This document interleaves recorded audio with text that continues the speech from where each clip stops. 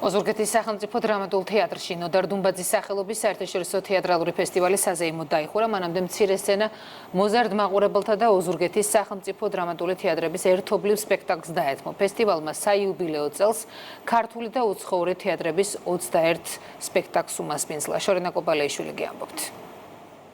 ოზურგეთის სახელმწიფო დრამატულ თეატრში ნოდარ დუმბაძის სახელობის საერთაშორისო თეატრალური ფესტივალი დაჯილდოების საზეიმო ცერემონიით დასრულდა.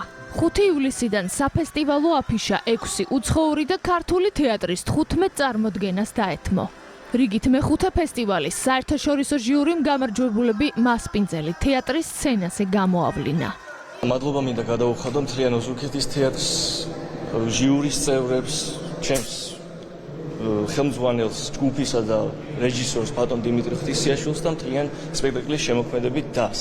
ჯილდო გადმომეცა საუკეთესო პერსონაჟის განსახიერება, მიხეილ ჯავახიშვილის მოთხრობა ლამბალო და ყაშაში, თამაშობდი ლამბალოს.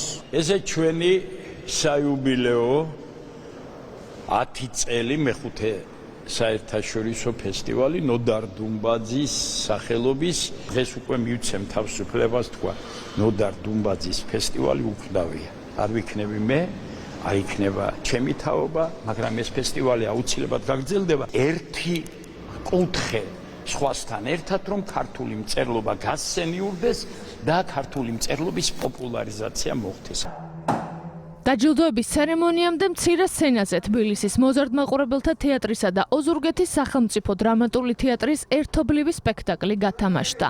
ღმერთო, იუმორითა და სევდით გაჯერებული უცნაური ამბავი ისრაელელი დრამატურგის ანათ გოვის პიესის მიხედვით რეჟისორმა დიმიტრი ღვთისიაშვილმა დადგა.